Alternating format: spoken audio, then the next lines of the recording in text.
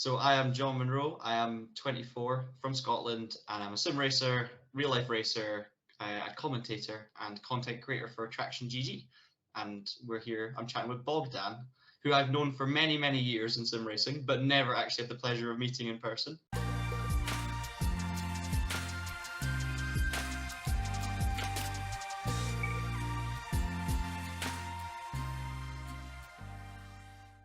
And also, another thing that I should add for John's credential is he's also a bagpipe singer and a singer overall. Oh, that's not quite, not quite. I did actually do. I did a bit of singing. I did a bit of singing years ago for a Scottish traditional music band, but that is a long time ago now. Yes, well, I have a video. Oh, amazing! I didn't even know those existed. But you have like a bagpipe, but then you're playing on some sort of like drum. For me, what's that called? Yeah, so it's a cajon. So basically, it's like a box you sit on, essentially, isn't it? So you've got bass down low, and then you've got a snare up high in the box, and you just sit on it and you just hit it and play bass or snare, depending on what you're doing. And yeah, it's a big part of. To be honest, it was a big part of my childhood. Like I played a lot of music in school and was part of a lot of different music groups, and that like music and racing were both kind of my things when I was growing up. So it's weird because I don't do it very much anymore, but I've still got the cajon in the living room and it sits there and kind of acts like a coffee table, which is quite nice, but I just don't really have the chance to play it anymore, which is a shame. Okay, and do you also sing like voice? No, so I did when I was in this. So I was basically in the Scottish Youth Ceilidh band, where basically you get a bunch of traditional Scottish musicians and you audition to get into this group, and you play a lot of old Scottish traditional music together, and you do concerts and stuff like that. So I got into this group when I was in my third or fourth year of school, and I was playing the drums in it. But then as it went on, we also had some songs as well, where I ended up being the singer as well. So essentially, I didn't really go into it meaning to do singing, but in the last few years, we had a couple of songs, and I was given the part to do the singing. So I did a little bit of that, but it's really strange because it's a very small part of my life. So I would never say I was a singer, and I'm a terrible singer, by the way, now especially. Like I could never sing, but it was a nice thing to be part of. Like I did really enjoy it. But you clearly missed your like career opportunity because now Britain's Got Talent, Ed Sheeran, you clearly like, I didn't have there's talent. I also didn't have enough talent. there are a lot of people out there that are famous and don't have talent. So You're not wrong. You're definitely not wrong. okay, my first question, and kind of you're like a little bit of an experiment because I did this kind of podcast on the Romanian scene, but I kind of ran out of names, and I said, okay, on the like on the English international side, I have a lot more not interesting people, but a lot more people that I want to talk with, like general talk. So I like revamped some stuff, and my first question here is, what's the point? What's the point? Yes. Of whatever you think we're talking about here, real life, sim racing, motorsport, whatever. What's the point?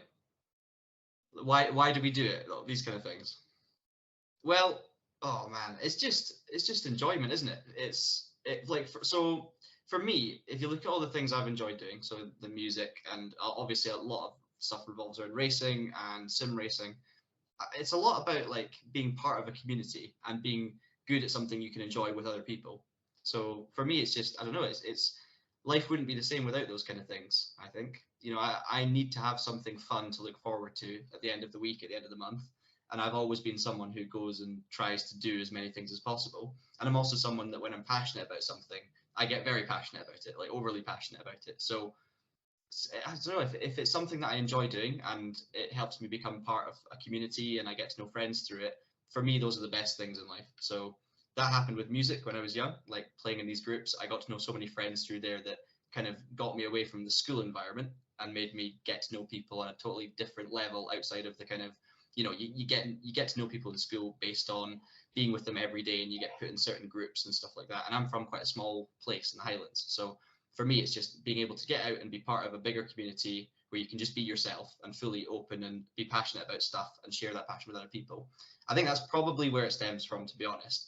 But aside from that, with the racing specifically, it just stems from the fact that I've always absolutely loved cars and motorsport, and anything I can do involving that is going to be good fun for me. So I will try and get involved in as much as possible with it. Right. And also, does the racing part singing and racing part come from the family, like father, mother? So the music probably comes from my mum, because she used to play violin when she was younger, but then she stopped doing it, and then we picked it up as kids. So my dad's terrible. He's not a musician at all, or a singer. He's the worst. But then me and my sister both started playing music when we were younger, and my mum actually got back into music, having been in it when she was younger and then taking a break. She got back into it when we did. So it definitely comes from her side, I would say, for the music. And the racing definitely comes from my dad's side, because he was racing when I was growing up. I'm actually more, I would say I'm more like of a motorsport nerd than he is. Like I will watch more racing on TV than he does. He still enjoys the odd event on the weekend, but I've always been a passionate F1 viewer, and I watch every kind of motorsport I could, especially growing up.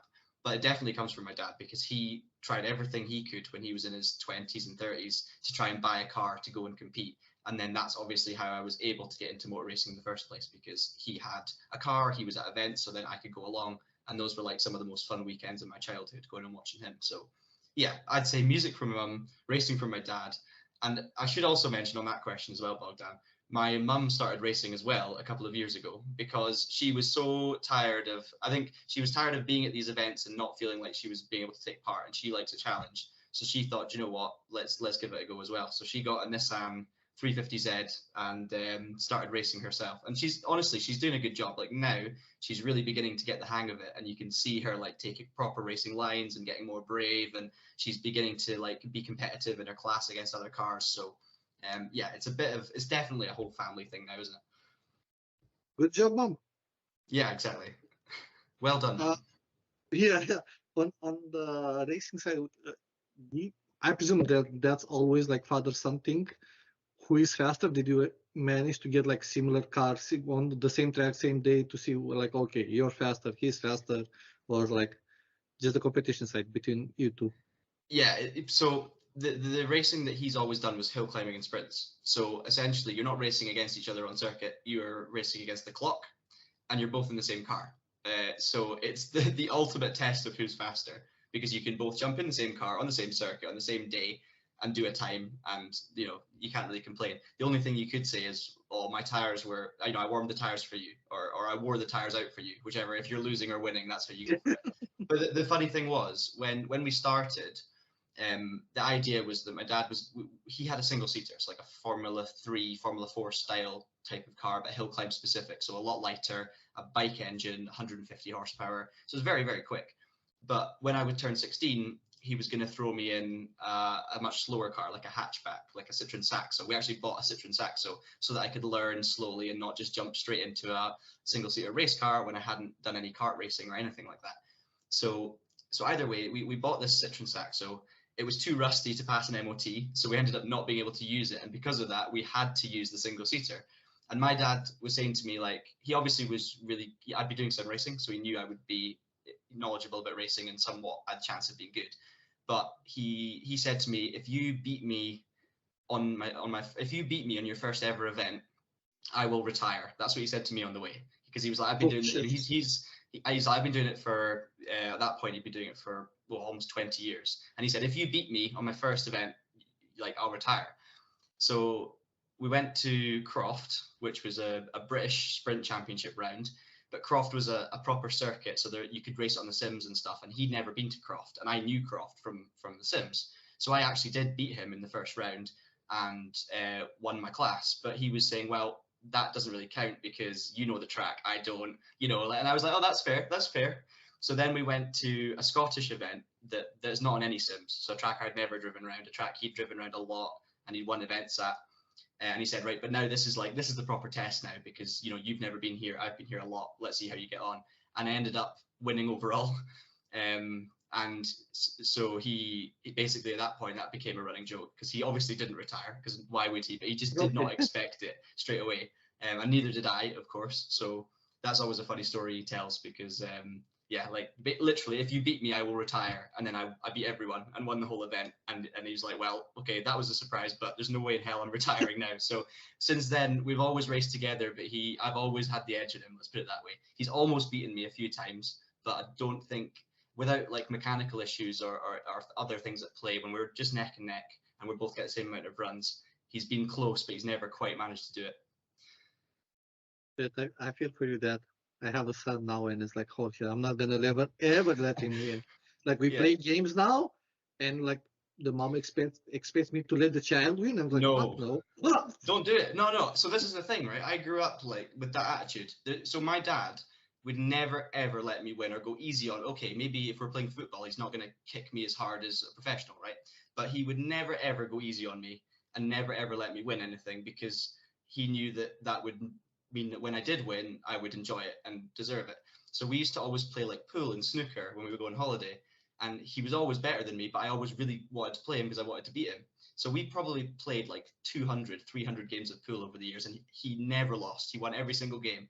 But the first time I beat him, when he potted the black, and or the first time I beat him on merit, actually, when he, it wasn't like a one-off fluke. It was such a big moment for me, because I was like, right, you've never gone easy on me, and I finally won. And I loved that, like growing up. I would have hated it if he'd let me win and stuff. Yeah. So I'm on your side. Like never, like you go easy to a degree, but never let a child win, because then they just think that that's how it should be, and then they could complain when it's not the case. But no, absolutely not. Okay, so those are some fantastic memories, but we'll come back to some of them. Let's get back to the current stuff. Present us, what sim gear do you have? Because in theory you have like two sim racing gears, because you have one at the office, I presume, and what the hell? Yeah. So this is the thing. We've got amazing equipment at the office. So we because we work with Fanatec and Thrustmaster and Next Level, so we get all these fancy rigs, direct drive wheels, and we review them, test them. But I do not have the spare income to spend on fancy equipment at the moment. So I have a Logitech G29, and I race on the desk I'm sitting at right now, and it's just clamped on here, and I've got my pedals pressed up against the wall, so I've got my foot on the pedals right now. But that's what I've always ran with at home. I used to run with a G27 as well, which you will remember. Driving Force GT, all that stuff. Love those wheels, but I've never been in a position to go out and spend more money on a nice wheel, just because there's always been other things that I need to save for more important. So, but honestly, it does the job. It really does. Right, but then my question becomes redundant, because I was going to ask you, hey, does sim gear help you or not? Well, clearly you play plenty fast with the G29s. It does. It definitely does. Like we're spoiled at work, so we get to, as you know, we get to try all of the best stuff, and every day I'm making videos using different direct drive wheels and load cell pedals and all these things. It genuinely does make a difference, but not in the same way that people might expect if they're not into it. Like I find you can be very quick on a Logitech. Like I've raced in SRO and been competitive enough on a Logitech, but you always feel like you could have more. So I just don't quite have the feedback. Like when the rain comes and you're feeling for every little bit of grip, that's when it makes a difference. iRacing under brakes, for example, having the Logitech pedals really doesn't help on iRacing, because it's so difficult not to lock up. So when you drive, I don't really race on iRacing for that reason. So if I had better equipment, maybe I would give it a go. But yeah, with the current equipment, I can't justify it, because I know I would be better if I had better equipment.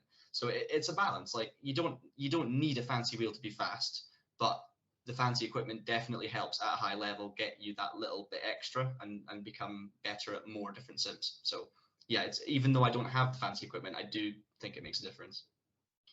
Right, but in my mind, it's like, I think that it makes a difference, but it makes a difference like in terms of hours of practice. Like if you put like 10,000 hours in G29, you can be as fast as almost anybody. But then if you have like a DD, you don't have to put 10,000 hours. You have to put like 1,000 or something like that. For me, in my mind, that's the difference that it makes. It's not that a DD is going to gain you like 0.3 a lap. It's going to help you manage the car better, but not speed-wise. Just comfortable, fun, and less practice, in my mind.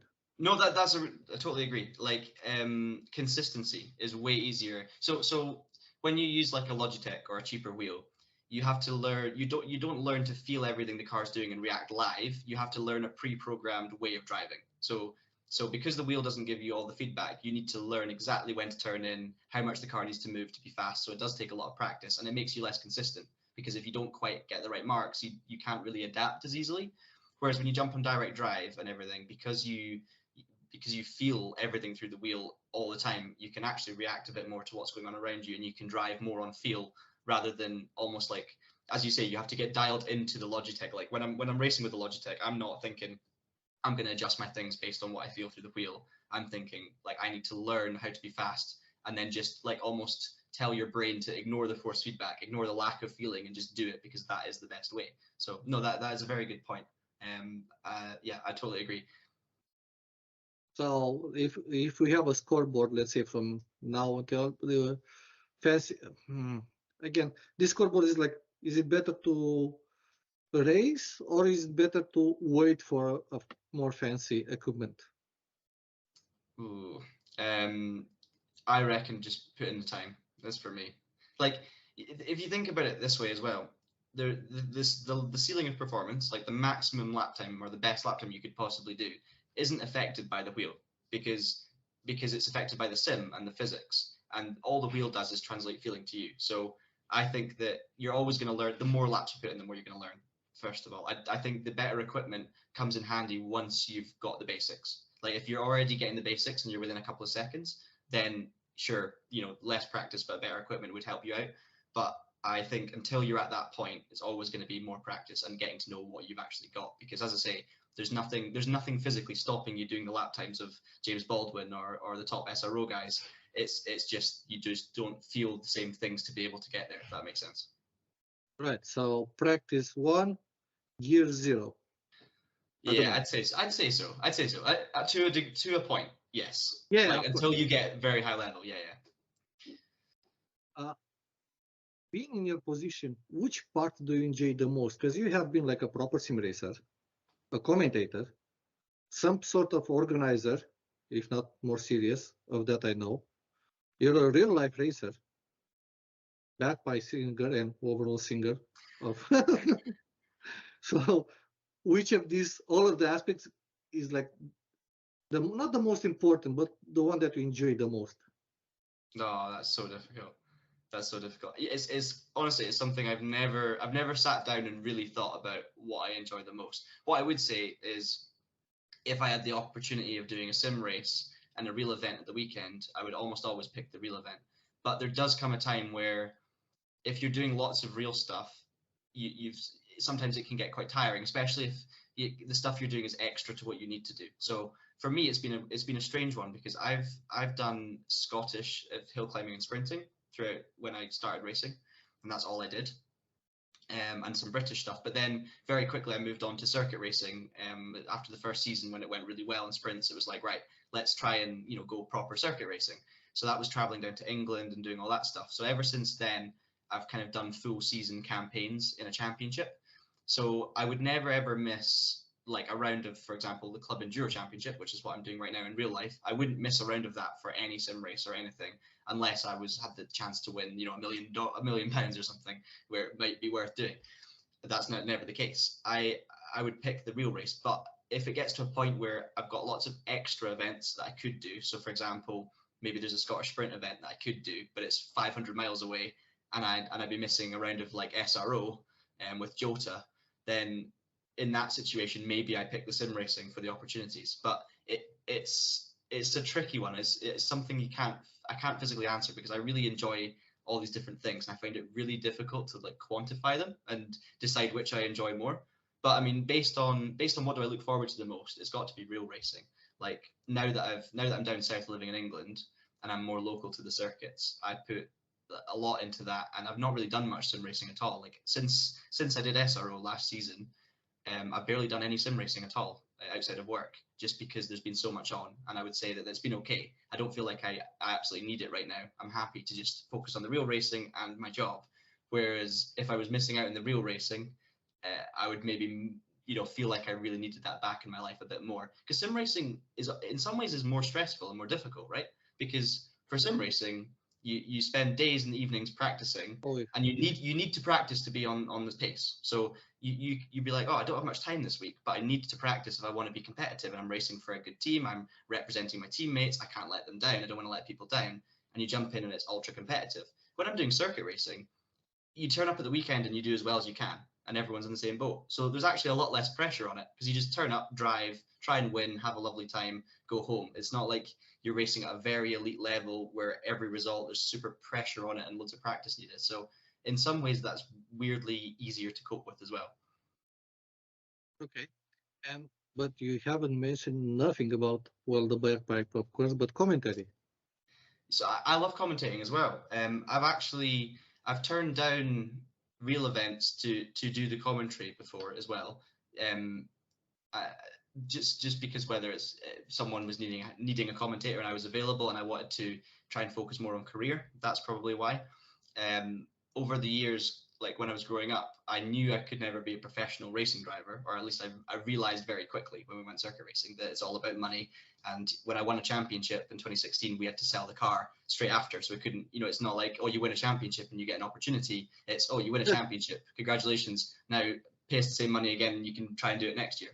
So we learned that, and we ended up having to sell the car and take a season out. So from that point onwards, commentary was more something that I loved in a very similar way with less adrenaline, but actually something that I could tangibly say, well, maybe there's a career in media and motorsport media. And I mean, it kind of worked out, because I'm now working for Traxion, making videos, and I'm doing commentary for Traxion as well. So I am actually getting paid to commentate on sim racing, and I've been paid in the past to commentate on the British Hill Climb Championship, so that too. So the commentary is a different thing to racing, but I love it. I love it in a different way, and I love it a lot, but it actually feels a little bit more tangible as it's leading towards something. So if you get a good opportunity, you don't really want to miss it. Right. How does the work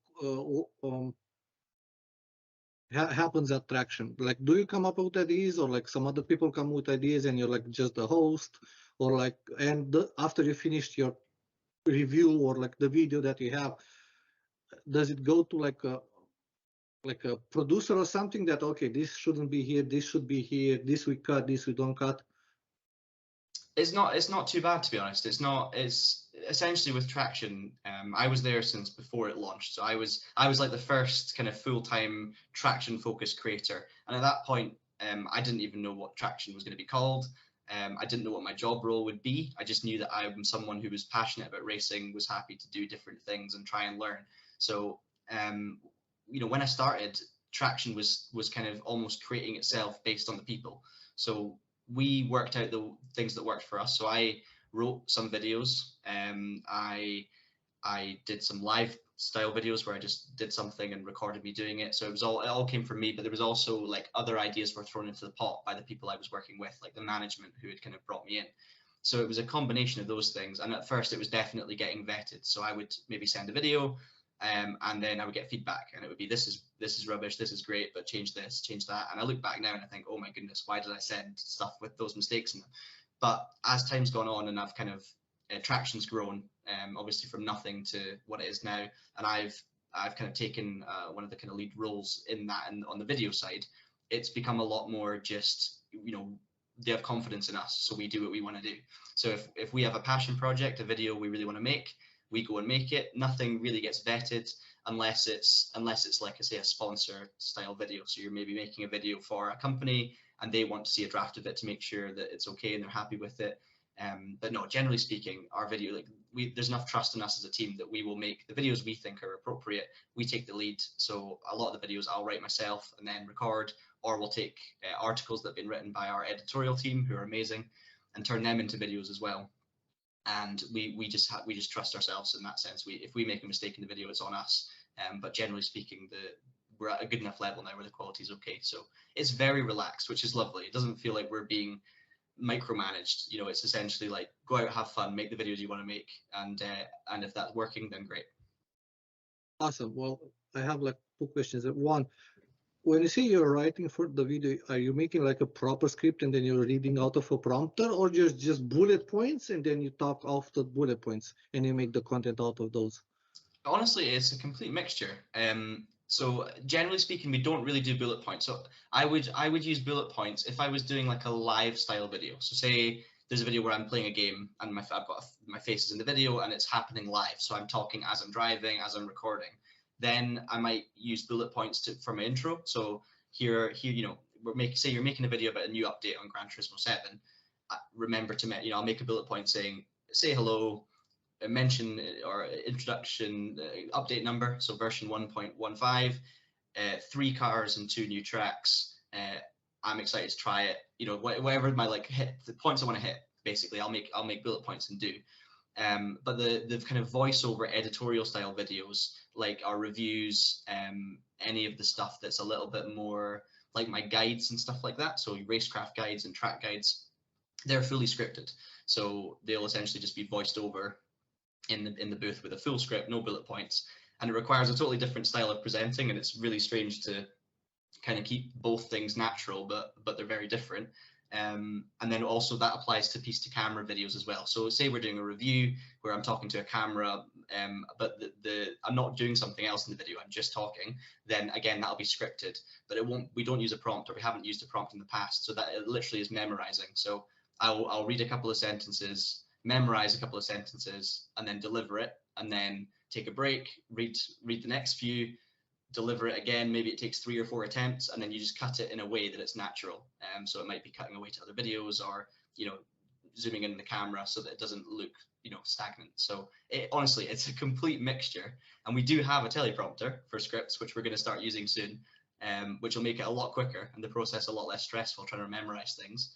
But never used it to this date so far. So hopefully it looks natural. Like, you can tell me more than I know, because when I'm editing the videos, it's so hard to know how they're actually being perceived. No, like it looks very well. And I was in my mind, because I watch a lot of YouTube content, I was like, maybe this is not fully scripted, like to the line. It's scripted, but not to the line. But you tell me like now it's like to the line. As I was expecting to have like a prompter. But kudos to you, like.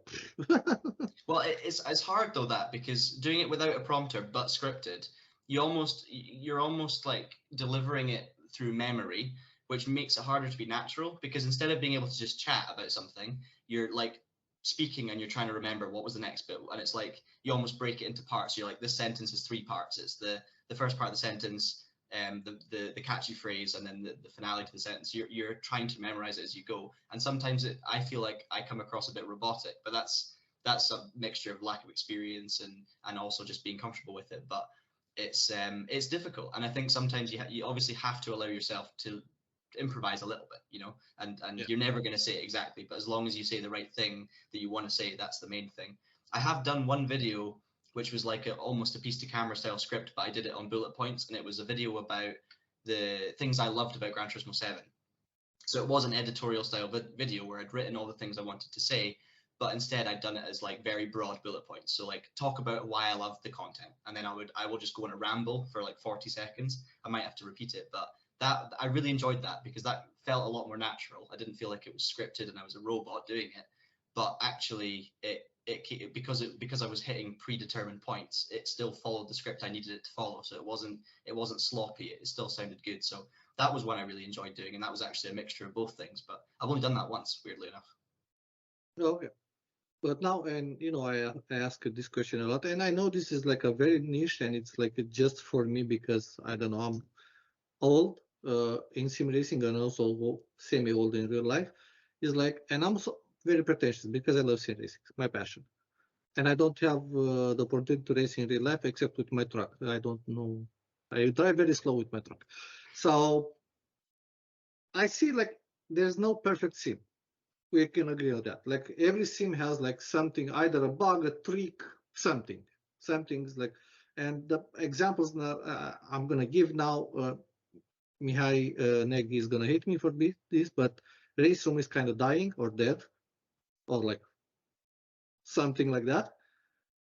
So in race room you don't have, you have temp, you don't have any temperature, you don't have like no weather variation. I'm not gonna say rain because holy shit, that's. So race room that, but in race room they had like the brand championship, DTM, VTCC, ADAC. Now we'll see if they have them. I don't know. ACC, the thing that annoys me the most as a driver is one, the warping, which for some people it happens, for some don't. And the brake technique, which I still don't understand. But I'm a noob, so it's okay. And then iRacing, you have netcode, expensive, and then you have Air Factor 2, which there's some good championships there, but oh my god, you need like a big desire to play that game. You need like a big heart to play. And then the like the Forgotten Child Automobilista, which I love immensely. Like AMS is so great. Anyway, none of the YouTube channels, sim racing YouTube channels that I look, you and other names that do sim racing content, don't speak about the bad things. Not the bad things, but those tricks, tips, or like issues like the minimum tire pressures in racing, or like last season it was in ACC, like max camber, minimum tow in, or some stuff like that. That was the trick. And I'm like, it's because we all of us try to be positive. Why nobody's talking about it except Austin Ogonoski? Hi, Austin. But no, why? Is not good Yeah, content? Because I understand you need to make content and people to watch it and everything. And I presume you don't want to be controversial, but still, I'm like, but you still want to tell the truth. And I'm like, how is it? it's tricky. I can't speak on behalf of other people, so I can only say like what my perception is like. And I've only been making racing game videos for a year and a half now, so I'm not someone who's been making videos for 5 or 6 years, and I'm still someone who's quite new to it. And honestly, like in general, and same in life, I'm not a confrontational person. I'm not a negative person. I tend to be quite. I can be annoyingly positive at times, and I think that's not necessarily a good thing. That can be a bad thing. But when it comes to sim racing, like, when I'm enjoying doing something in a video, I'm going to focus on that and make sure it's clear, because at the end of the day, like the whole thing with making racing game videos is I'm really enjoying playing the game, and I want people watching to enjoy watching, but also potentially pick up the game and play themselves, because I want to bring joy to sim racing, because that's what I have. So when I enjoy a game, I want other people to be able to enjoy it, and I like celebrating the things people do well, because I think, like, I don't know any perfect game. Like, almost every game you talk about, FIFA, Call of Duty, all the big ones, they're all hugely flawed at the same time, and people complain about them constantly, but people still love playing them. And yeah, there is definitely a space for negativity, or for people to be critical. That's obviously a big thing. And I think in our more serious editorial content, like reviews and stuff like that, there is of course always the critical element. So we will be critical in things we can pick up on.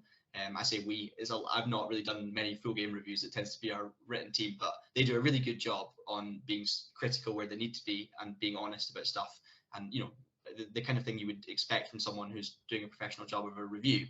But when I'm playing these games, I tend to try and play games that I enjoy playing. I try and do things on those games that I like, and I try and bring positivity. So if I'm enjoying something, I'll say it. If I'm finding something a bit disappointing in a video, I tend to try and balance it and be like, well, I'm not sure about this, but here we are. Because I think that I've done a few videos where I've not necessarily enjoyed what I'm doing that much, or just thought, what, this game isn't for me, or this isn't a thing, and I feel rubbish after it. So we'll put a video out, and I'm waiting for comments to come in, being like, oh, you weren't getting the best out of this game, you don't know what you're doing, and those kind of things I struggle with. So because I'm like, I feel like I haven't put my heart into that video, because I seem like I'm down about it. But actually, the truth is, I just didn't necessarily enjoy playing it that much in that specific video. So it's tricky, because you do get people on YouTube that are very critical of things, and we'll talk about the problems in games, but that's not really my thing. On a personal style level, I would rather just come in and talk about what video games do well, and celebrate the good things, and acknowledge the bad things if they need to be acknowledged. But I'd rather just say, well, instead of focusing on what they're doing wrong, why don't you go and play this game, because they're doing this right? Right, fair enough. I think I came up. I attacked it wrong. Like what I was saying is like when you guys do it, and not you. I'm talking with you, but I'm talking in general overall. It's Yeah. like was the guys in Australia YouTube channel. Ah, shit, I forgot. Boosted Media. So when they review something, they actually they say, okay, we have 10 positive things to, they can work on it. And on a lot of game reviews or car reviews or something, I don't see that. But maybe it's my vision is skew. Anyway, moving on from this, what's the plan with the real life racing compared if you have like the time to be a paid pro esport driver? like Mhm. I don't know, big championships. Like you said, real life is expensive. Do you see yourself, okay, now I'm racing this season with Miata and stuff. Do I see myself, okay, I need to go up a level or like up? Do you see having the potential to do that, or like you're gonna have like a For the real racing. yes? Yeah. So I realized quite young, and I talked about this earlier, that it's very difficult to make a career. You need to get sponsors on board. Even then, that's just to be able to pay for it. But to make a career, you need to be signed by a manufacturer who are willing to spend money on a contract on you. And it's not many people are in that position. Or you get paid by a big sponsor who will give you a wage as well as paying for the seat or whatever the arrangement might be. So I kind of I accepted it young, and basically ever since then I've just been really grateful to do anything. So doing like Club Enduro in an MX5, of course I would love to be having a shot at British GT or going to Le Mans or doing British touring cars. But at the end of the day, I would rather do 20 sustainable years in a lower spec championship that's more affordable than doing one season in a high spec championship where I'm really stressed about pleasing my sponsors, doing a great job in the race. Oh, I've let myself down here. I've not done a great race. Are the sponsors going to be angsty? Are they going to be hoping for more? There's pressures that come with that I wouldn't necessarily enjoy. And honestly, I would much rather take sustainable motorsport where I could actually just race cars for fun and not worry about it too much over a year or two of stressing. And I've seen it with a lot of young drivers where they're fully career focused, which I understand, and they go up through the ladder, they go up through the ranks, and they race in higher series, but they're always at the end of the year struggling to get the money to be back on the grid or to move up. And okay, it's great. Like a lot of them, it pays off in some ways, and they end up in big series, whether that's Porsches or GT cars or anything. But it's so hard to sustain because then you do a year in that, you're continuing to progress, you're getting good results, and then you get to the end of the year, and with this time I don't get the money together, and suddenly it's like you've failed. Your career is at a point, you've been doing well, and then you're off the grid the next season. And at that point in your head, you're thinking, I had something good and I've lost it, and it's not as good anymore, and it's going to be hard to get it back, and you're going to struggle to take yourself down 3 career steps, for example, just to be racing. You don't want to see yourself going from racing in GT3 cars to suddenly racing in scrap old hatchbacks in a club level championship. You know what I mean? So it's a balance for me, and I think great the people that do that and have a few good seasons. It's awesome. People that sustain it, well done, even better. But I've never seen that as a realistic possibility unless a sponsor or someone comes along and I can give them value. So if they want to spend money on me to go racing with their logos on the car and I can do something for them, then I'm perfectly happy to do that, and I would love to do that. But realistically, so many good racing drivers never even get the chance to drive a race car or be on a racetrack. So I get to go racing every year in a sustainable fashion, which so many people don't. I just love every minute, and that's all I can focus on. And if opportunities come up in the future, amazing, but I would rather just focus on what I'm doing, and if it leads to anything good, then great. Right, and then comparing them, make a parallel with like if you had the time or the chance to be like a pro, you already were like with Jota like a pro esport driver, but like getting paid like I don't know, for me like a dream. Even though if I don't like the decision is and I don't agree with it because I'm a former athlete and like it is a sport, but it's not like a sport. So I understand that, but it is what it is. I didn't make the decision, and also I don't agree with like Gran Turismo, but I presume they have the most people. So but for me it will be like, oh my god, to go to the Olympics because I was an athlete and I know I watch track and field and Usain Bolt. So I'm like, man, to go to the Olympics, holy shit, that would be so amazing. So are you? Do you have that in your mind, or for you like because you have real life pro esports is like kind of like second or third down? Yeah, I think first of all, let's take it realistically for a start. I'm not quite good enough and don't have the time and the commitment ability to go and be a high level professional esports driver. So yeah, I could hold my own in a high level field. I'm a decent driver. I'm a good driver, but if I do as best as I can and put all the effort in with a really good team, I'm not going to be right at the top. I might make the top league. You know, I might make it to the final or whatever. But that's me being realistic. So therefore, in reality, no, I never go chasing it, because I see how much time and effort really talented people put in to be on the cusp of success in terms of, okay, prize money, you know, getting into the top 5, getting in the top 3. Incredible people miss out on those things because it's so competitive, and it's essentially more than a full-time job if you want to do it well, because there's no limitations. Like, if you want to win the top level esports event, there's no one stopping your competitor doing 14 hours of practice a day. There's no law to say you can only work 9 hours a day and you have to take an hour lunch break, and it doesn't work like that. It's if you have the time to put in the practice and commitment, someone will. So therefore, you've got to do as much as possible all the time, and it's not a guaranteed thing. You can get taken out, you can have an internet drop, you can just struggle for pace.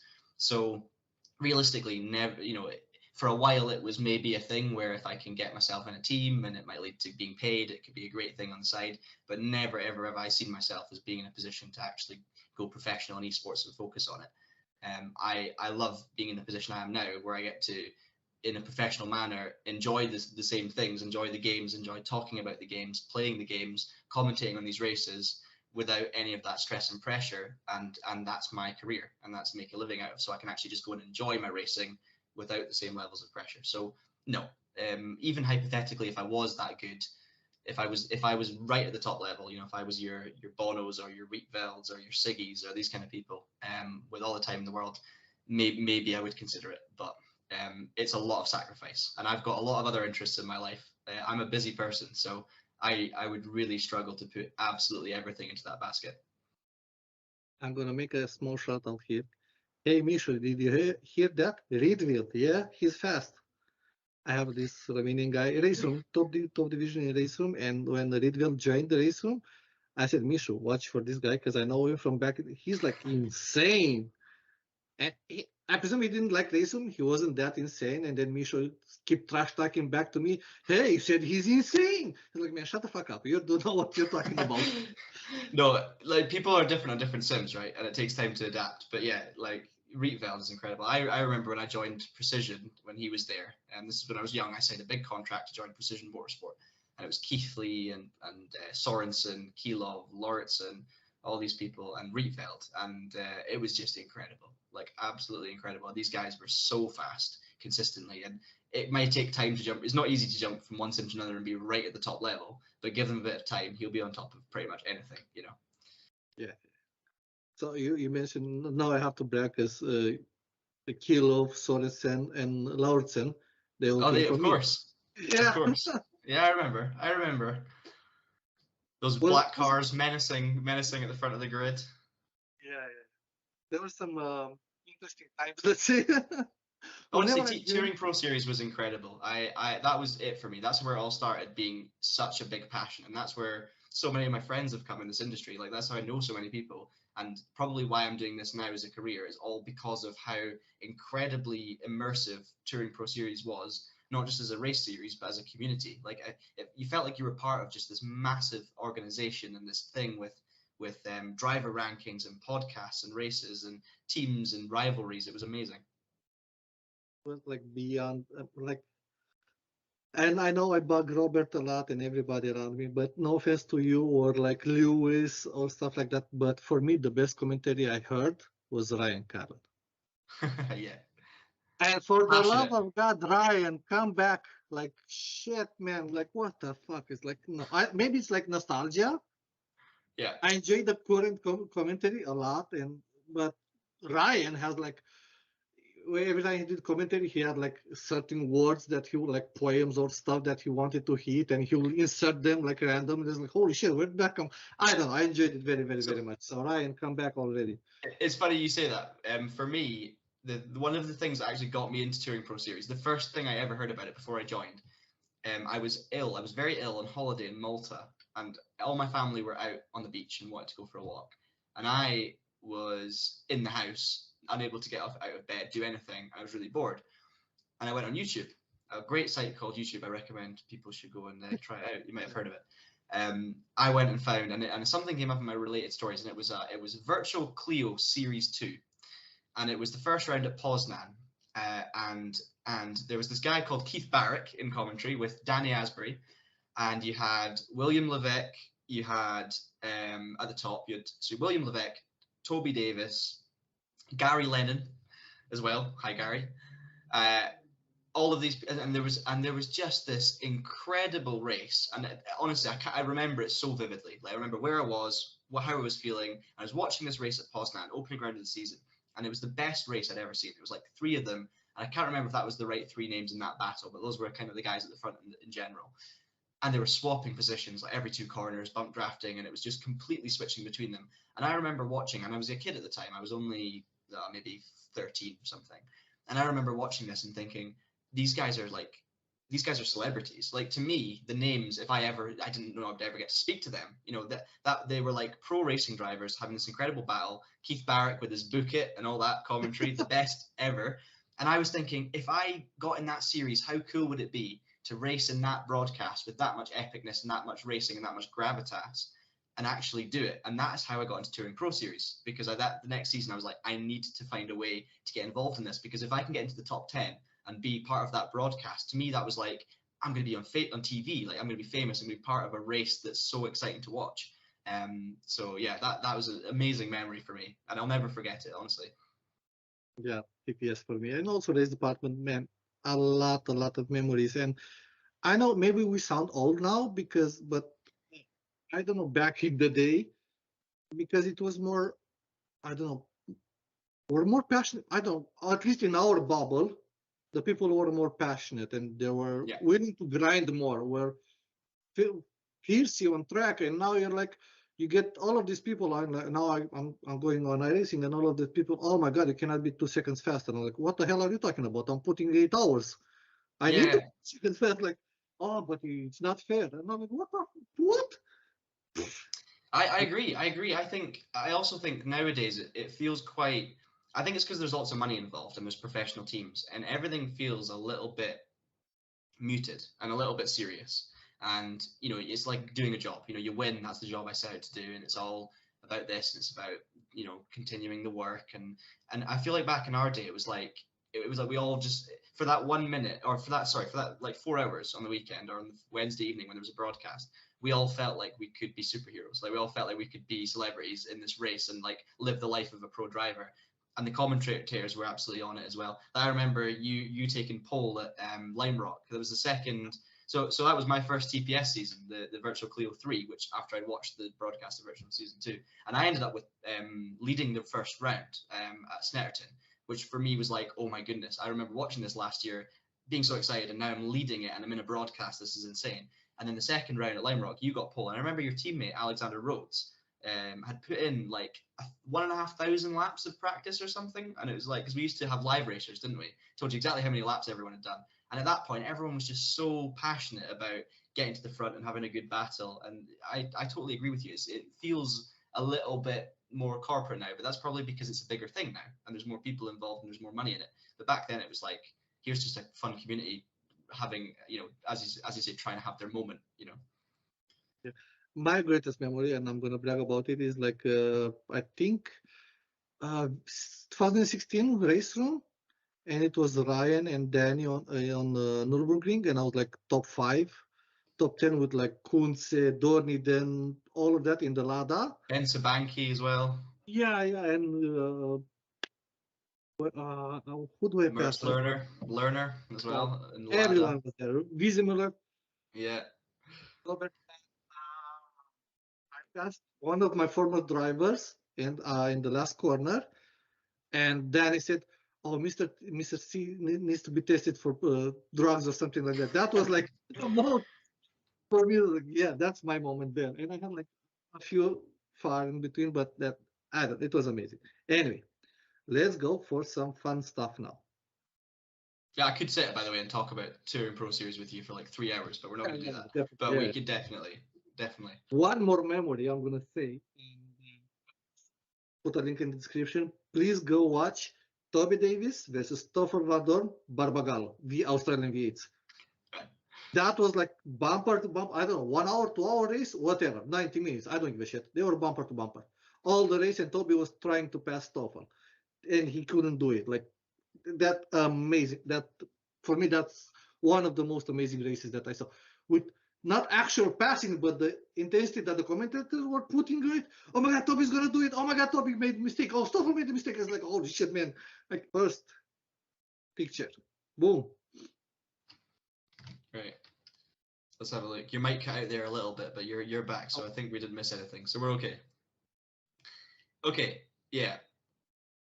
This is a photo I've seen so many times because my dad put it on Facebook when I was when we first got Facebook back in the day, and I know exactly where this is, and I can tell you exactly what it is because so this was my local sprint track, which I was actually racing at just last weekend, up in the Highlands. It's a 12-hour drive now for me to get up there. So I drove 12 hours to drive. I got one run in the end because our car broke down, and then came back, but it was worth it. So this was my local racetrack. I was sitting in the back seat where there was a spectator area up the top where you could sit on the bank and see the cars coming around. And I used to get a high chair put up for me in the back seat so that I could see out the windscreen. And when Dad was doing his racing and everyone was in the paddock and I found the noise of the cars way too loud and scary and terrifying, I could just sit in the car and watch everyone driving around the track. And that was, for me, like, as you can see, I was very much enjoying it. Like, even there was a chap as well called Sandy Finlayson, who unfortunately had a stroke, and but he was back in the paddock again last weekend, which was incredible. But he used to be, like, for me, it was the one car I looked forward to every time because he would get sideways a little bit, and he had this Toyota Starlet space frame with loads of power, and he would be drifting it. And I just remember getting so excited for his run to come along so I could watch it. And that was when I was like, I mean, how old was I there? I don't know, maybe 3, 4, not quite sure. But yeah, I can remember the feeling, that's for sure. I'm glad that you explained, because I was thinking, man, I know for sure that they had better child seats than that. Yeah, Like, don't worry. Do not worry. I did not go home like that. okay. Like, back in Romania, we didn't child seats, so like, what the hell is that? No, just put your kid there and whatever. Next picture. Let's see. Okay, this was me in my first year of school because I had that tracksuit jacket. I used to, when I was a kid, I loved like horrible tracksuits that I would now look at and think, not in a million years would I ever go near them. But yeah, I used to wear them. So that was definitely first year of school. This was one of my friends from home, Holly, and this was on a sports day. So we used to have those in school. Do you have sports days in school? Yeah. So it was just sitting over by the sports day with my very cool sunglasses that were just that had no effect, thinking I was very cool, aged probably 12 or 13 or something like that. But it wasn't that. I mean, that's only like, I mean, what, 10, 11 years ago now. So unfortunately, I was at the age where Facebook was a thing when I was that young. And Facebook back in those days was different. Like nowadays, young kids are like adults on Facebook. They're all mature and they try and. But back in those days, you know, we would go on Facebook and we wouldn't private message anyone. We would send messages on people's walls and write all sorts of stuff. And I constantly see absolute nonsense in my memories of like conversations with my friends on our Facebook walls that you just think how we were just going public with that rubbish. But yeah, that's what that was. Okay, now talking about the singing. Yeah, so there's me looking very I look quite bored actually on my box. But yeah, this is my cajon. So this is the drum I still have, and this is the one that's the coffee table in the living room. But yeah, this was the Scottish Youth Ceilidh band that I used to play for that I talked about earlier, that I auditioned for. So we always wore that same tie, black shirt. This was during one of our concerts. This was before I was singing, I think, though. This was like one of my first few years with them. Because this was like teenage years, right? So I was going through puberty and I was changing quite a lot every year. So you can kind of tell what stage it was based on like how tall I was. And this was very much like middle of puberty. But yeah, this was massive thing for me in my life when I was that age.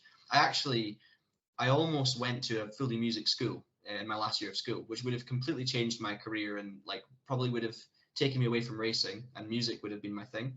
I played with a similar group. We actually played the junior proms at the Albert Hall. So we went down to London. We were the first Scottish group ever to be invited down to the Royal Albert Hall to play at the junior proms. So we were all school kids, aged between like 13 and maybe 17, something like that.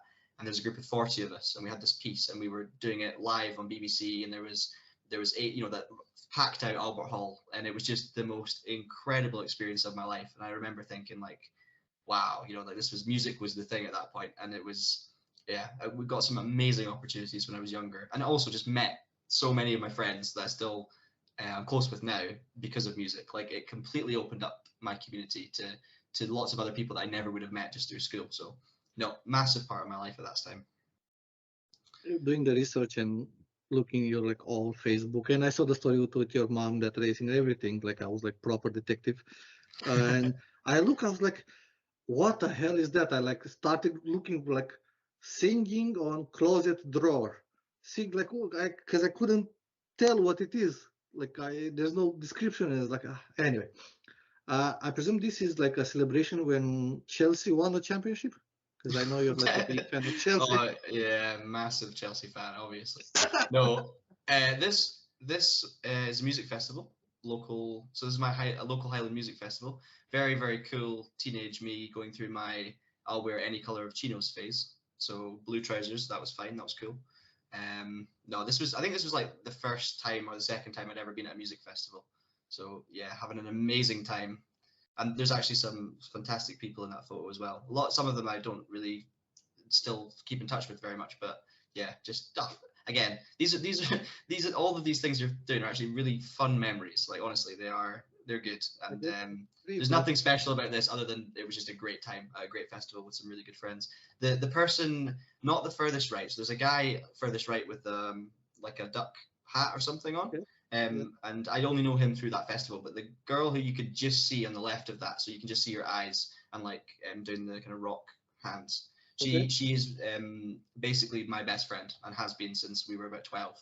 So we still keep in touch a lot. And so this was like that friend group. But yeah, that basically me and her have been best mates since the very start of school. So since the start of Facebook days and this previous photos and stuff like that. So yeah, that's pretty much it. I don't know in which one you're cooler, this one or the glasses one, but I'll let the people decide. Boom.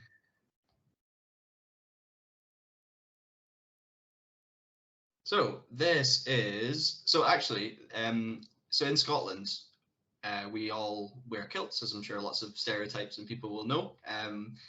So we have a specific tartan for depending on your family. So my name's John Munro, so I therefore have the Munro tartan, and I know like they have clan chiefs and things like that, and that kind of it makes dressing for fancy events really easy, right? Because you just have a kilt and you wear it to everything, and it's your tartan. So the two guys beside me in this photo, they're both also Munros, but we're unrelated. So they were both in my year of school, but they're also Munros. So this was just 3 Munros at our final senior dance in school, or this might have actually been not my last dance, but the one before it. I can't quite tell.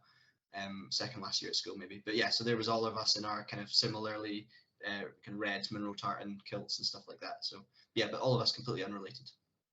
Right. This is gonna sound creepy as hell, but holy shit. You only have 2 strings on your tartan and the other guys have 3. Is that like... So first of all, so my kilt is a form of Munro tartan, but there are different variations within the same clan.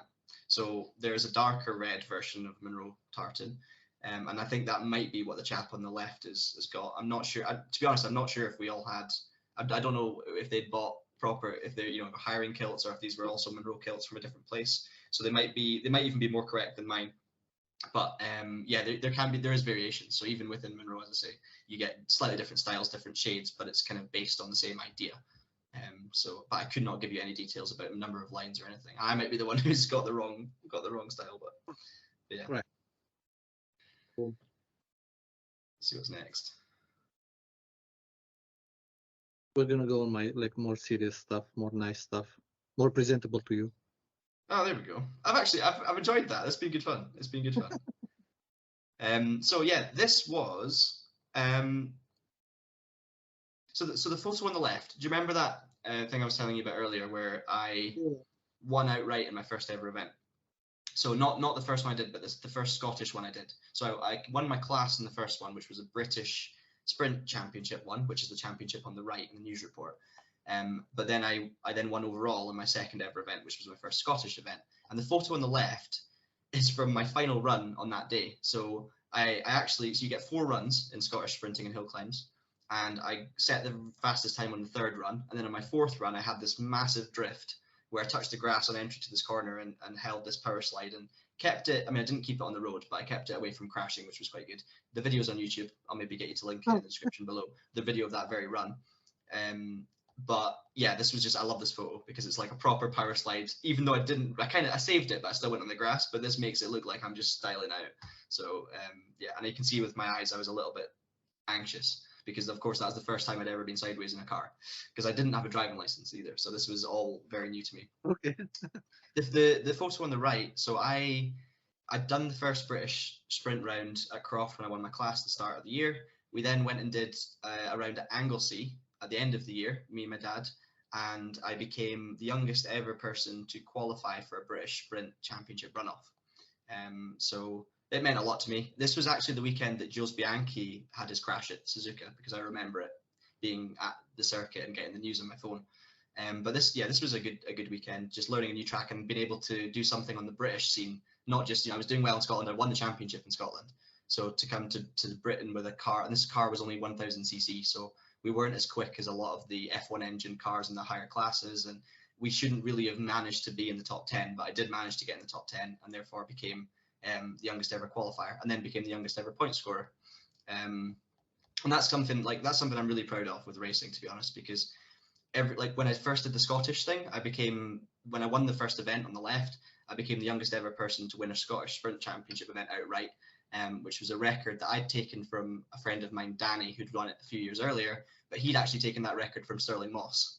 So it was a Stirling Moss record that was then beaten by Danny because it was in the news at the time, and then I came along a few years later, a bit younger than he was, and won. So and then I won this record in the UK later that year, so I was the youngest in Britain. And at that point, I was trying to get all these records for being the youngest because I was still 16.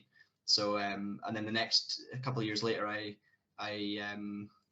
did the same thing in the hill climbs as well. So I became the youngest person to qualify for a hill climb runoff in Scotland. I think I can't remember the what the specifics thing were, but I managed to beat another thing. So yeah, that was something. I can't do that anymore. I can't be the youngest at anything anymore, but it was something I'm very proud of. Very good. Now we're gonna go with this. Oh, top step. So we've got, I was racing for Airstream at the time. So I think I'm the car on the right, presumably. And is that, who have I crashed into? I see, is that one of the ice cold racing variants behind? So is that? Yes, it's the Northline variant. And on so is that Tvite or Strana? I'm not sure who's that off on the left, but it's a shark skin. Oh, it's Walk. It's you, is it? Is it me crashing into you? Yes. Not me, because I didn't race in top step, but I had I had a Rob Taplin, Lewis. Yeah. Rob's brilliant. I've raced with Rob since then recently, and he's absolutely brilliant. I love him to bits. So yeah, that was me obviously crashing with someone else in your team. So if it was my fault, I apologize. Yeah, definitely. Not that walk drivers were aggressive by any stretch. Kilo, Sorensen, Lauritsen. Yeah. That was a great league, though. That was fun. It was just it was after Touring Pro Series had kind of gone a bit quiet, and we managed to have a bit of fun in that as well. This photo is Oulton Park.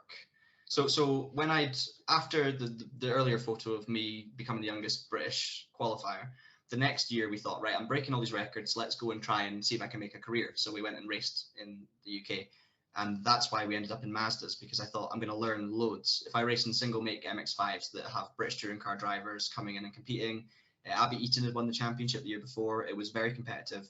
And I thought there's no better way than to throw myself in the deep end and learn racecraft against like 29 other Mazdas. So this was, I'd gone down previously to test a car, but the guy who had organized it had told me I just needed a race license, whereas in actual fact it was a track day, not a test day, so I needed a road license, which I didn't have because I was 16. So we went all the way to Oulton Park, which was like 450 miles, to be told I couldn't drive, and then had to go home. So that wasn't very good. But then eventually in January I managed to pass my driving test after a complete nightmare trying to get it booked amongst the snow and everything. And then a week later, because I had my test, I could go down and do my first track day, which was in this MX-5. So we bought that car. It became the white car with the orange and black stripe, which you might have seen if you were looking through some photos. And that was my first ever day driving a Mazda, first ever day in a big circuit, not doing a sprint in the single seater.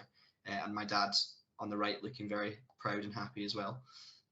So yeah, that was an amazing day. I learned a heck of a lot as well. I realized how fast other people were on that day.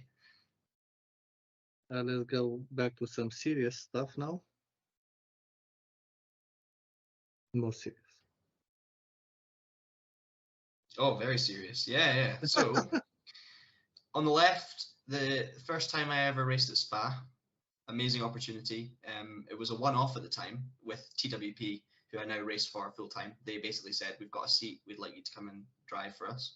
So I went and did that.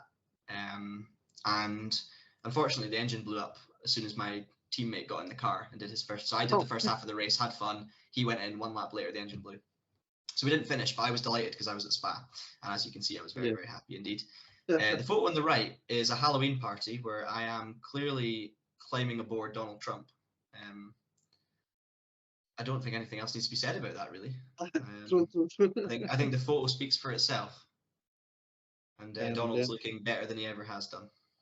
Definitely. More recent. So this was a photo taken when I was doing a Traxion live stream. So I was streaming with my friend Rich. We were doing a Lego stream. So we basically reached an agreement with Lego, which was it's amazing to work with brands like Lego and actually officially be doing stuff for them that they're promoting. It was amazing. So Lego had sent us this BMW bike that we had to build. So Rich was going to build because I'm rubbish at building things. And we thought, right, why don't we do a challenge where and we pitched this to Lego. We said, Rich will build the bike live on a stream, and we'll work out roughly how long Lego expect him to take. So Lego told us, we think he'll take about 10 hours. And I said, right, well, I will try and do 10 hours worth of driving on a game and try and beat him. So essentially I was like, I'll do 50 laps of the Nordschleife and 50 laps of Macau. I worked it out, so it should take roughly 10 hours. And we had a race to see who would win. So I managed to win the challenge. It ended up, I think I completed the challenge in about 10 and a half hours. This was a photo taken just before we went live. And Rich, he finished building the bike after 11 hours and 45 minutes. So it was a very long stream. It was a very long day. All of our colleagues had left the building by that point, so we were just kind of in on our own. But it was a load of fun. It was really, really good fun. And it was nice to have some people watching the whole thing as well. So lots of people were very engaged. And I think that's a really nice photo because I feel like someone got a photo when I wasn't expecting it in that work environment, looking semi-serious. But yeah, it's great. We have photographers in Traxion that sometimes just take photos. Cameron, who I work with, is amazing, and he'll get photos that you didn't know you wanted or didn't know you had, and you look at them and think, that's such a good photo because I look like I'm enjoying myself and I'm in a work environment, and yeah, so I really like that. I'm gonna up you one on that. I have a better. Oh no! Actually, two. Is it Donald Trump again? Oh yes. Yeah. So on the right, as you can see, I'm a princess because I was given a crown. I think that was my birthday, and I was given a crown. So there's not much more to that one. The one on the left, yeah, I look far better in that one than I do in the Lego one, don't I? This was a video idea that I pitched and that I heavily regret, as you can see. But no, I thought we should do a series where, in Facebook groups, people are always like, whose fault is this? And then someone will go, clearly the red car, and then someone goes, no, the red car wasn't looking in the mirrors, and the blue car had a right to the move. So I thought, let's do a series where I basically take people's videos where they try and work out who's at fault, and I give my opinion based on my experience in sim racing, try and have a bit of fun with it as well, but just try and give my honest opinion on who I thought was at fault. So I kind of did a first draft, and it was a bit serious, and then we thought, let's make it a bit more fun, so I'll be a judge. So I bought a very nice wig and became judge and jury. And basically, yeah, just took some clips and we did a pilot episode. It didn't do super well, and I think we want to revisit it in the future, to be honest, but we want to get better clips for it. So we haven't done an episode since, simply because we've kind of been waiting for the format to work out a better format. Maybe a few of us on a sofa discussing the incident rather than just me sitting on my office desk with a green screen and a wig. But yeah, that's where that photo's from. So not my yeah, not my best look, to be honest. But Actually, um, like I see all the videos, but on that one, like I really enjoyed, and I loved how you attacked the problems like overlap or entry, everything. So I enjoyed it a lot. So I don't know if it was that's good. I'm really glad. I think people enjoyed it. They're just it didn't, obviously it wasn't hugely successful in terms of views, but I think those who watched it did enjoy it, and I think we do want to revisit it, but it takes a little bit of effort because you can't just go, like we were just grabbing publicly posted videos that people had done, but some of them had terrible audio, some of them were filmed on a potato. It was tricky. So if we do it in the future, we want people to submit replay files and clips that are high quality. And honestly, there's just been so much else on it. We haven't done it yet, but it's on the agenda. Lots of other people have been doing it. Like Jimmy Broadbent did a video a month ago where he was like, "Whose fault is it?" Looking at drivers at fault. So other people have done it as well. But we'll see. We'll hopefully revisit it. talking about that. I have me myself and me with my team. We have raced in multiple communities and multiple sims, and I've seen a bunch of rules about mainly the overlap rule. And like I come from race room. In a race room, in theory, if you're like exiting the corner, left, right, doesn't matter, and you have a car on the outside at the exit of the corner, and the car on the outside has like a bumper of overlap, then I'm gonna hang in out to dry. A bumper of overlap, like no, shut the fuck up, you're off. Either you lift off or either you're in the grass. I don't care. I'm in a front wheel drive car. You're not gonna spin me. I go to iRacing, and in iRacing, if you have like a millimeter of overlap, or like if you see the car coming at a high rate of speed, you have to give him space. I'm like, what?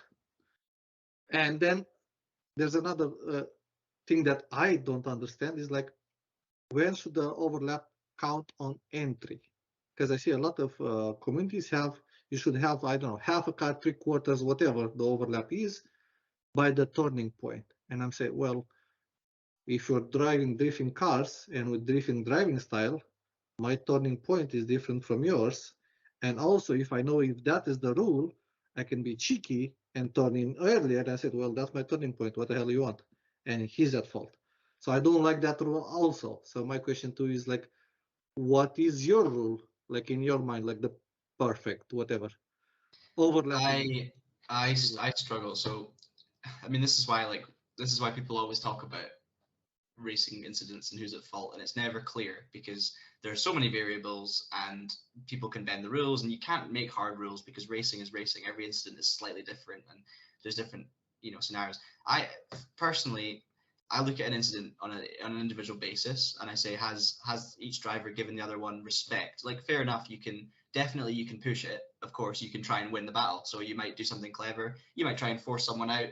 But for me, like, and maybe this is my downside, I tend to be more on the lenient side. Like, if I had someone with a bumper alongside me on exit, I would be like, I don't want to cause a crash. I'll leave them the room, and I might lose the position because of it.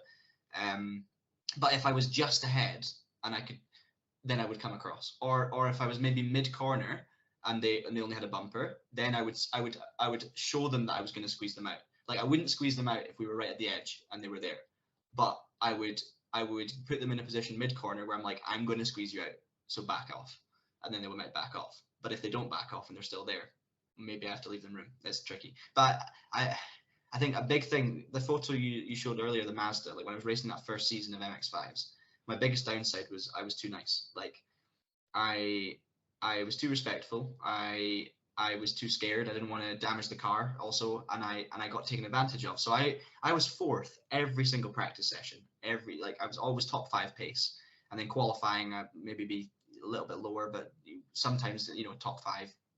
And I would just drop in the race because someone goes down the inside, I'll leave them room. But then the next person, the opposite happens. I don't get left room. They squeeze me off. I'm on the grass. Someone crashes into me. I get involved in pileups that are not my fault. It was constant. So it's a balance, and I'm maybe not the best person to say what's right or wrong because I am too nice, I think, sometimes with it. But I tend to think, like, if you're having a fun race, if there's nothing at stake, keep it that way. Let the person have an overlap and let them pass you again, because then you can just make another move on them. Like, I really enjoy fun racing where there's a bit of respect there. But if it's something more serious, I'll get my elbows out a little bit more. Yeah, but I'm racing for serious. I don't like what fun. What is that? No, I don't care. Your Like, elbows are beyond the camera yeah, lens there. Yeah. definitely. No, because as I said, for a different guys, like, and all of my team knows, I replace adrenaline from real life with sim racing. Yeah. So for me, I'm not doing sim racing because I want to be a real life guy, but like, of course, somebody is gonna give me millions, sure. But otherwise, I love sim racing. That's my objective. That's my goal with the team and myself. So, and also like I need the jolt because in real life I cannot have it anymore, or I have it, but it's in a truck. And how much jolt can you get from a truck? So I need that. I'm like racing for to get the jolt. And if I'm nice, I'm not getting any jolts. I'm like, everybody's passing. No, fuck that shit. No, dive bomb. Like for me and the guys in my team know, like in race room in front wheel drive cars, and yeah, I know I have a niche within a niche within a niche, but it's me there. Like half a second dive bomb, that's very doable. If not a problem. Even 7/10 depends like how you take the intent. I can do 7/10. And then you come by racing and you're like bomb from 2/10. Everybody's like flipping. Oh my god, you dive bomb. They're like, yeah, it's 2/10. What the hell are you talking about? And you're like 2 seconds of the pace. Right. Okay, so I have a quick fire now. So favorite color. Bright, luminous green. Okay. Favorite sweet. Favorite sweet? Wine gums. Are you lazy? Yes. Cats or dogs? Cats or dogs? Dogs. Nickname. Don't have one, I would say. Weirdest thing you have eaten. Weirdest thing I've eaten. Oh, boring answers like snails and stuff. Yeah, not sure. Not I don't. Nothing majorly weird. Right. Nude beach, yes or no? No. Uh, warm weather or cold weather? Warm weather. Just a mustache. Would you rock like just a mustache? No. What's the most boring thing ever? Cricket. I think that's a lie. Actually, that's not true. Shopping. I would probably So enjoy much. cricket if I sat down and learned it. Shopping. We'll go shopping. I can't be arsed with shopping. I get so like my when I go shopping. Sorry, this is quick fire. I appreciate this, but this needs to be said. When I go shopping, I need to get the things I want to get and leave because there's no point wasting my life in a shop. But some people really enjoy going around slowly and going down every aisle and picking everything out. And for me, I'm like, that's half an hour I could be watching a race or doing something that's not shopping. So shopping, 100%. It's called being a man, mostly. My dad's bad. My dad takes ages in the shop. I'm actually my mum that's like me. So me when we're shopping, my girlfriend and my dad, they'll take an hour and a half happily. Me and my mum straight to the till, do everything fast. Yes. Yeah. I'm like in the department because like if I do like regular shopping when I come home, my wife wants to be alone because she stays with the kids all the time. So I take the kids and I fly through the shop and then we do something else. And but when I go with my wife, yes, it's a little bit a lot slower. Controversial answer to that question, actually, reverting. I really cannot be bothered with like wrestling or fighting or like Oh, okay. boxing. I have no. I love sport, and that's why I wasn't sure. You know, cricket I would enjoy if I learned the rules. I love sport. I love watching sport: golf, tennis, football, racing. But I cannot in any way be bothered with like martial arts or with boxing or fight. It doesn't do it for me at all. I get none of the interest from it. I would be paid to watch it, but I definitely wouldn't watch it for free or let alone pay for it. Okay, I get it. I am so kind of in that boat, but a little bit, not so. I watch all kinds of sports if I have time, but MMA fighting box is like towards the very back end. Anyway, coming towards the end now because oh my god, we're talking for a little bit. Is your is your life all of it around motorsport racing, sim racing, job, or whatever, or do you have like, okay, I'm gonna go with the lads out and have some proper fun?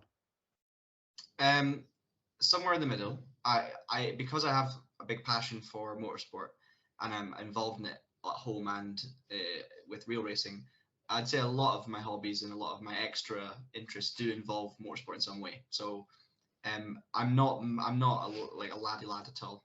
I'm not big. I do enjoy like the odd going out to a pub and catching up with friends. I really enjoy that, socializing in that way. But I don't have like I've never been like I've never gone on like a big lads holiday or been part of like a friend group of males. I've always mixed with male and female, and that's so therefore there's a lot of people like the kind of a lot of regular things that people do and the kind of normal way of living when you're from the UK. I kind of tend to be more introverted and quiet, and I would rather have a great community of friends through like sim racing and through music, playing music together, going to music sessions, doing stuff like that. So definitely like that kind of thing.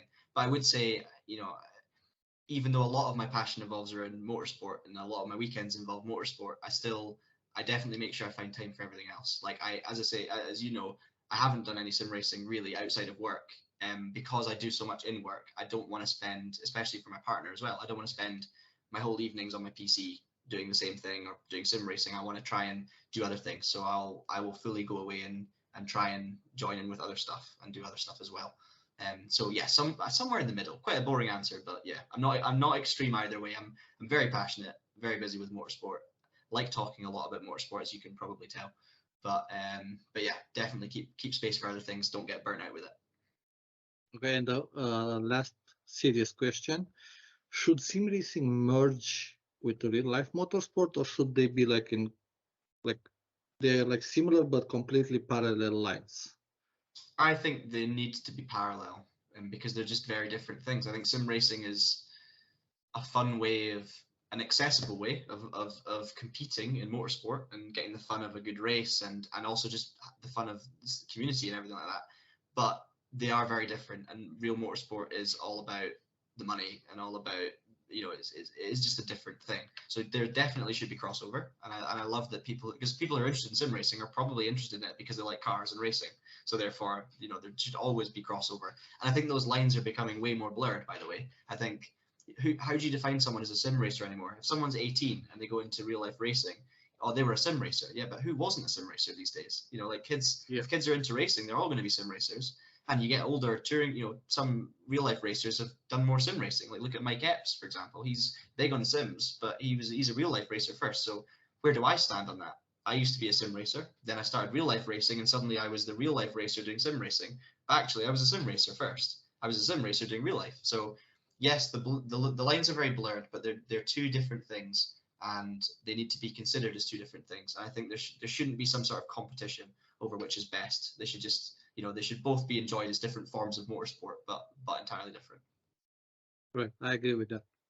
Different, some blurring, but different. Anyway, last few questions.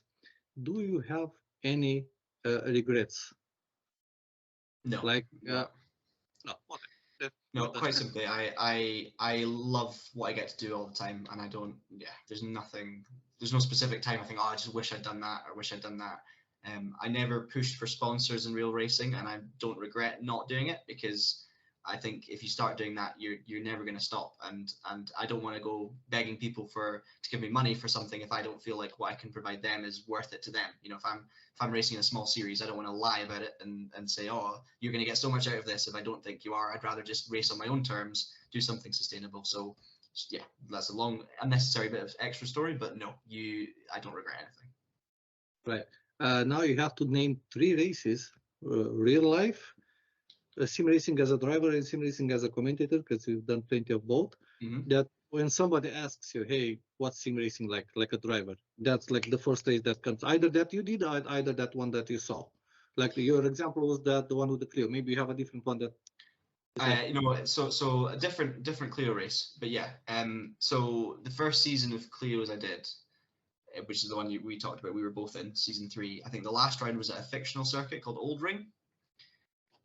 And I still, at this point, hadn't won a race on Touring Pro Series, so I was going for a win. And the commentary team were desperate for me to get my win as well. And I'll never forget it, because it was a 2-race event, and the championship had been decided, and it was more just like, okay, so me going for my first win became a bit of a narrative because I had the pace, and I was second behind Ryan Callan the whole race. In hindsight, okay, I do regret something. I shouldn't have kept on making the same moves. But I kept trying to pass him in the same ways, and he knew what I was doing, and we got into a rhythm. I made a mistake, he won. But race 2, one of the best races I've ever been involved with. It was me versus, I was for MTR at the time. I think it was me versus 3 THR cars, or maybe 2 THR cars and Chris Hack, actually, when he was still racing in the pink mobile. It was a 4-car battle for the whole second race. I was desperate for my first ever win. I made some amazing moves. The others made some amazing moves. There was contact, drama, commentary were going mad. I didn't win the race, spoiler alert, but I'll never forget it because it felt like I felt like I was part of this big story, and I was trying so hard to win, and it was an incredible race. Like, the Clios were so good for battling, and you were just changing positions all the time, bump drafting, outside lockups, making the move sideways. It was amazing. And if I could find that on YouTube, it probably is there. I would go back and watch the whole thing because it was just epic. And that's the one that always stands out to me. Just brilliant. As a racer, now commentating. Right, commentary. Probably being the lead commentator on the British Hill Climb Championship when it came to Doon, just because of the prestigiousness of the event and the fact that, you know, I've been given the opportunity to do this, and I was able to commentate on some incredible, like, record-breaking runs in their classes and stuff like that.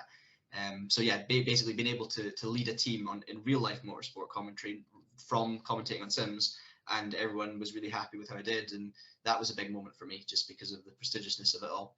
And real racing, I'd say probably Race of Remembrance in 2019. So the Race of Remembrance is, you might have, I don't know if you've heard of that at all. I saw it on the posts.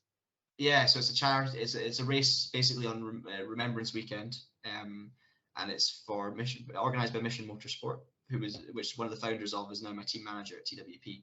But it's basically for veterans who have been damaged by war, whether it's physically, mentally, emotionally, and it's all about, you know, having a great race, being together on Remembrance Weekend, and cars of all kinds race. But at the end of the day, the racing stops in the morning for a service, and it's really nice. And I've got no connections to the military or anything like that, but it's seeing so many people, how much it means to them. It's amazing, and the whole event, because of the aura around it, is really special.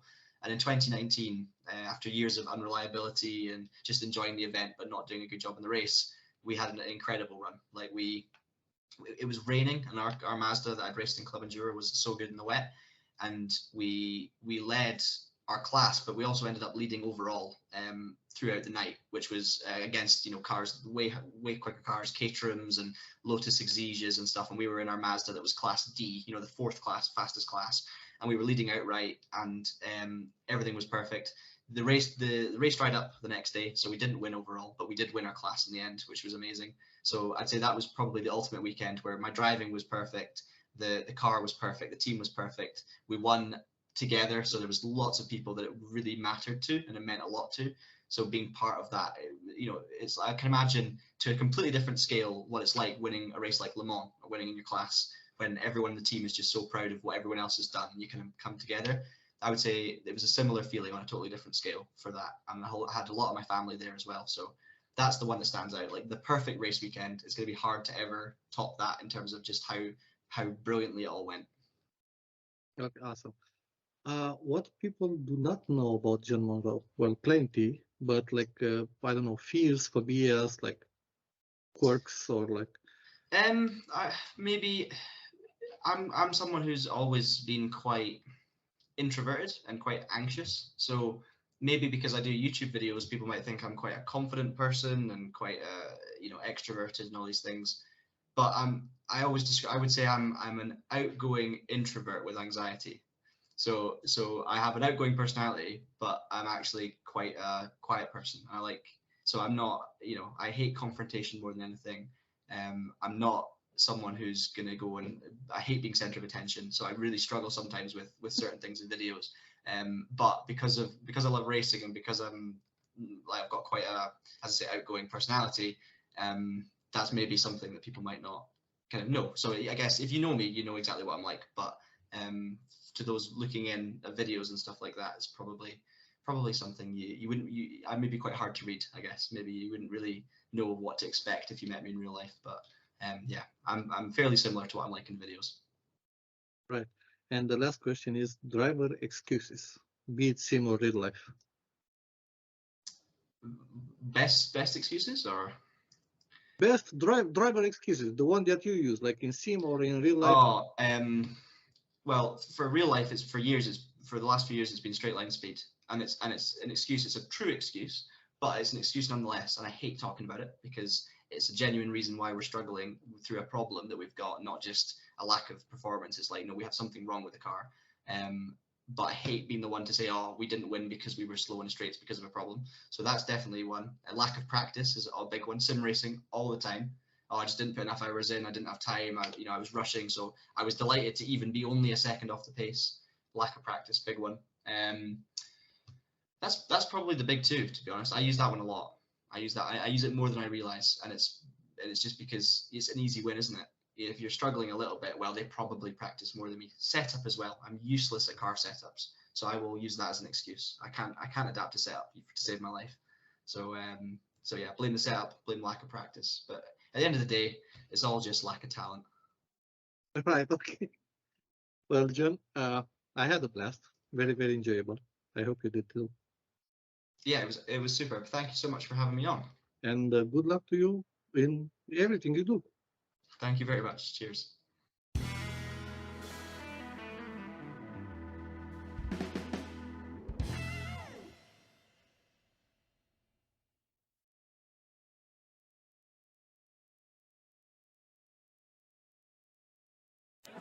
Okay.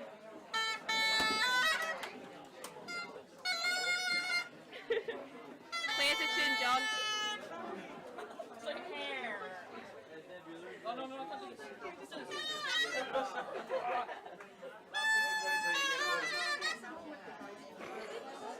I'll stop that.